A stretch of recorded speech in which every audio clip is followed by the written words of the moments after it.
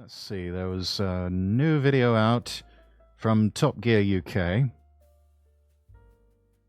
Looks like it's another resto mod. But this one's not a 911. So let's have a look here.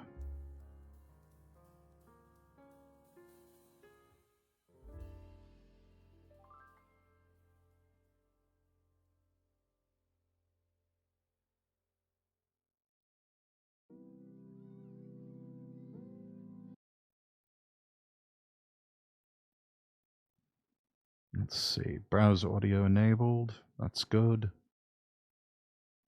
Right. Off we go. What's that you say? Another resto mod based on a Porsche? Well, yes, but this one isn't a 911. Ooh.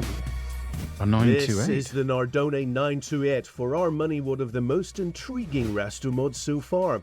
Certainly the most left field. The 928 was the company's GT, originally conceived as Porsche's new halo car in an era when the 911's crown was slipping a little bit. At one point, they were even considering a V10. Porsche's boss at the time, Ernest Fuhrmann, thought a bigger, more luxurious sports GT was a safer bet than the quirky rear-engine 911. But then the 928 project's evolution was disrupted by the 1973 energy crisis, and everybody was suddenly very, very focused indeed on fuel efficiency. When it finally emerged in 1977, the 928 looked like it had been beamed in from the 21st century.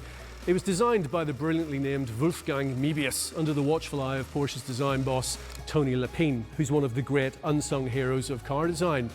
The 928 was rounded, sculpted, smoother of form. It looked super futuristic. I love that. I love this. What they've done with the tail lights. I love this. This is fantastic. It was also notably devoid of any spoilers or aero devices. Tom Cruise drove one into a lake in the early 80s Brat Pack film Risky Business. And the film director Stanley Kubrick, well, he drove one and he loved it.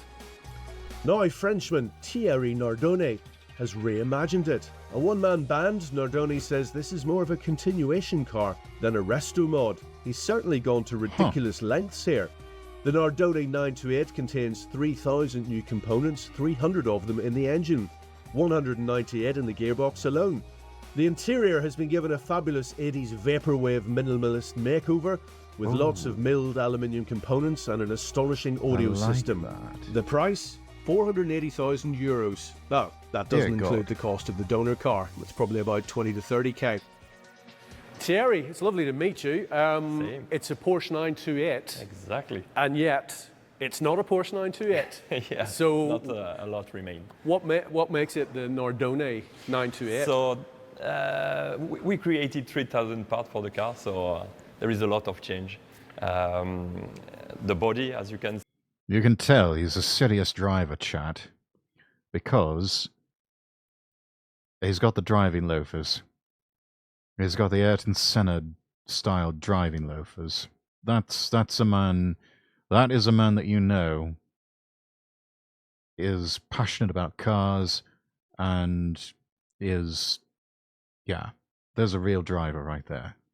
See, there is not a lot remaining from the original car. Just the doors, yeah? We kept the doors, yeah. For regulation mainly, but also they are aluminum, so they are very light, so there is no point to replace with carbon. But otherwise, everything else, including the windshield, it's new.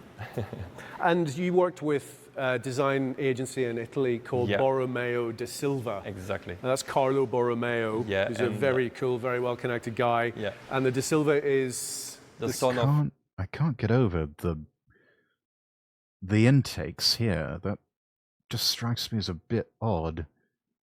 And the retracting and protruding headlights, I don't know, the shape of them or the look of them just doesn't, it looks a little bit off.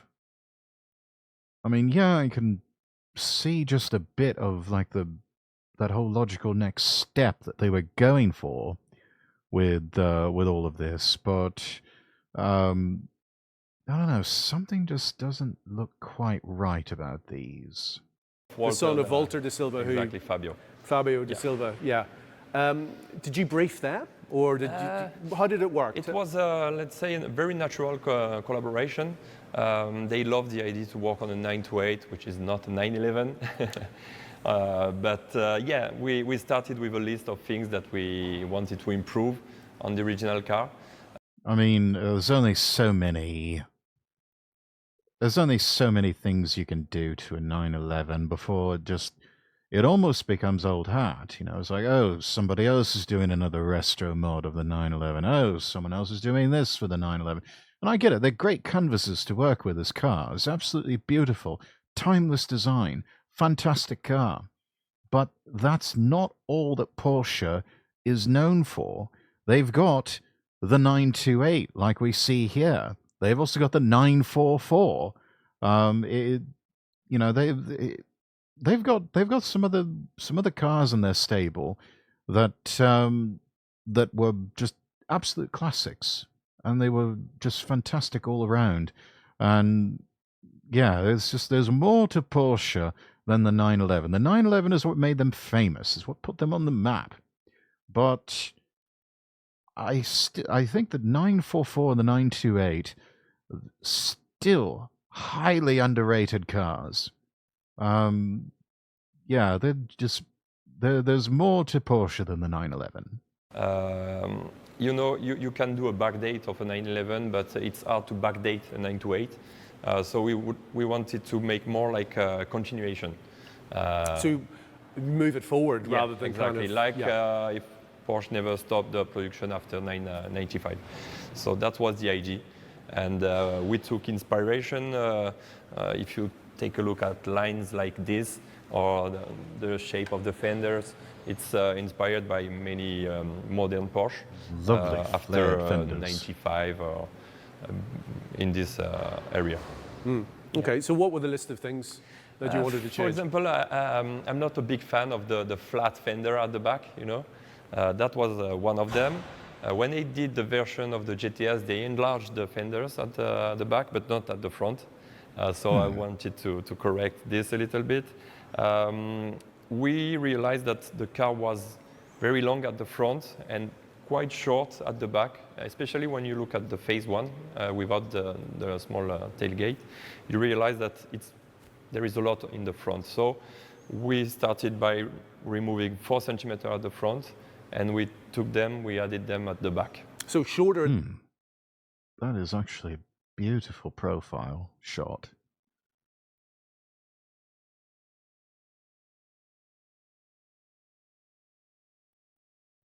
Yeah, that's gorgeous. I remember in the pilot episode to the television show Moonlighting, they had one of these cars. This was before they settled on the BMW, I think it was like an M6 or a 6 Series. And yeah, they had both Sybil Shepherd and Bruce Willis driving around in a red one of these. And it was quite good. It did not have the flared wheel arches,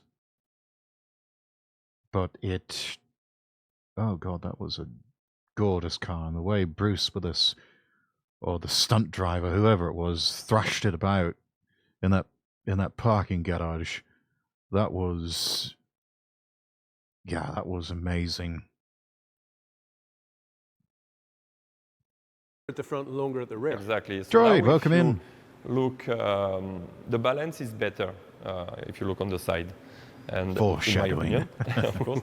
But that's one of the little change we made. We did also we changed the curve of this glass here. Usually it's more like this. So we had to recreate this See one. what I mean. Now, as All you right. can see, the trunk doesn't open like the original one. Yes, the whole hatch opened on Yeah, that, didn't only the window open now with the spoiler. And That's very this part clean. here I like is that. now part of the C-pillar with a kind of roll cage integrated into it. And that's all carbon fiber. Exactly, and surrounded by carbon fiber. The Yeah. roll cage is metal. Yeah. We have a lot of reinforcement between the two pillars And I mean, I Good, drove the good. car like Keeps it 2 safe. kilometers so far, but because we just finished it. But you can feel that it's way It must be much stiffer. much stiffer. Yeah. The suspension has been reconfigured with new upper and lower hubs, front and rear, a bigger bearing and Do you like custom those matching bushes. wheels? The brakes are bigger too, and they're supplied by Brembo. The donor car's steering rack was deemed too Gold long, standard there. so that's been shortened and re-engineered for more directness. I'm definitely seeing the Steering rack was deemed too long, so that's vaporwave aesthetics going on here.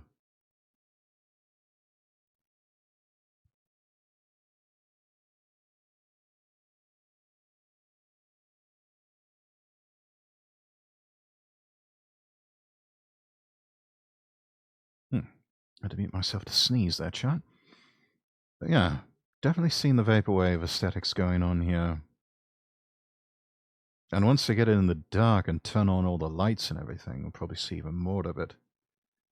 I think the only thing I would have done differently is put the Porsche badge back on the center of the steering wheel. That's the only thing I would have done different.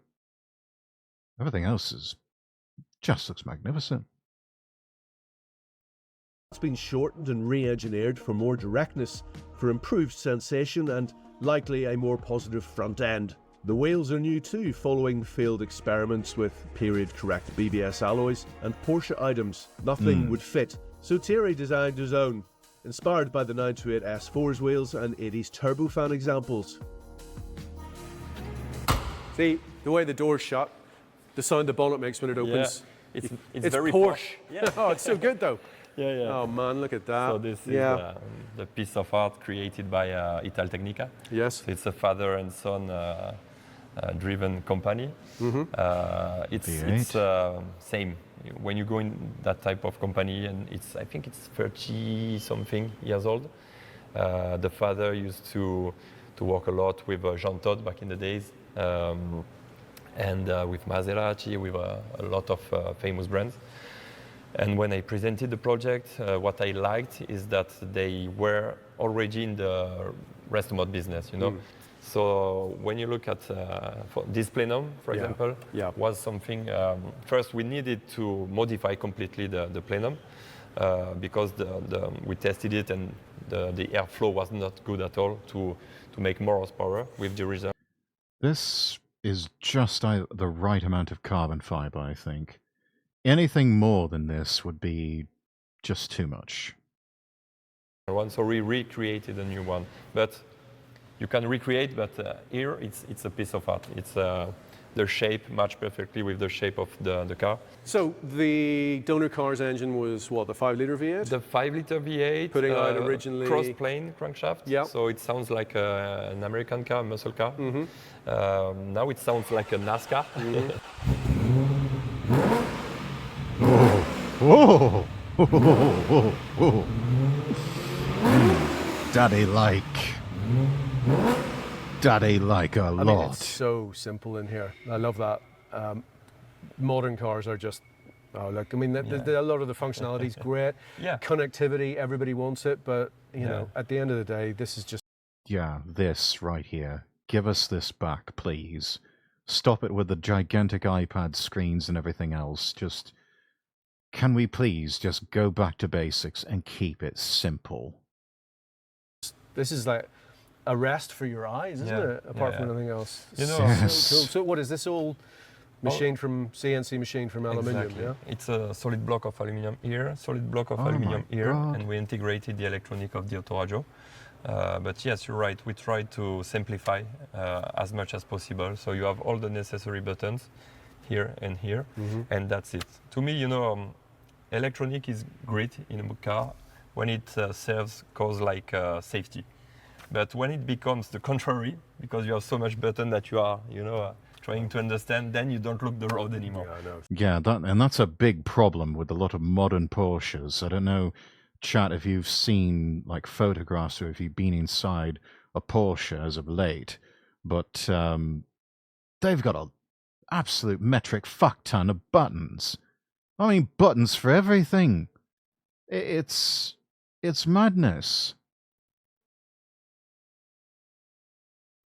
So And we need to talk about the trim as well. So this is your homage. yeah, It's a French word. yes, exactly. The homage to what, the Pasha trim, which was the distinctive original trim, So wasn't it? We wanted to reimagine the Pasha, and it's very tricky to make. Oh my. So I contacted the company Alcantara, and they were very happy to do this. It was a challenge for them, but I think the result is great. The idea was to have the possibility to have the Pasha effect with only one color, but also you can choose to have two colors. It depends on the taste. Perfect. To me, that it way. feels like I could be in a car made in 2050 Yeah, as yeah. well. You know, Yeah. that's the strange thing about resto mods, Yeah. this sort of memory of a future that hasn't happened yet. You know what I mean? It's a Exactly. bit crazy. And that probably applies most of all if we turn. Yeah, it's coming. There we go. Oh, very cool. And the air vents, Yeah. everything it's just so beautifully done. And of course, it is a Porsche, so when you shut the door, Yeah, this is important. Isn't it? That's yeah. But we have that's to a talk good about that sound. audio system. It is quite simply the best I've ever heard in a car. There are 11 speakers and a subwoofer under each seat that meant they had to drill into the chassis to fit them. In fact, there are more subwoofers behind the seats and an amazing amplifier. Nardoni consulted with a top-level French audio expert to create this bespoke setup so owners can stream music with unbelievable clarity. And to top it all off, it's incredibly discreetly integrated. of course, we'll have to wait until we drive it to really know just how good this car is. But what can I say? It's my kind of resto mod. It's the work of world-class partners who've envisioned a singular and very cool idea.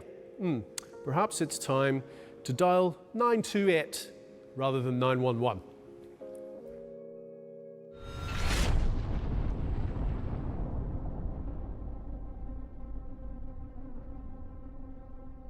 Love that. That is a fantastic car. Love it.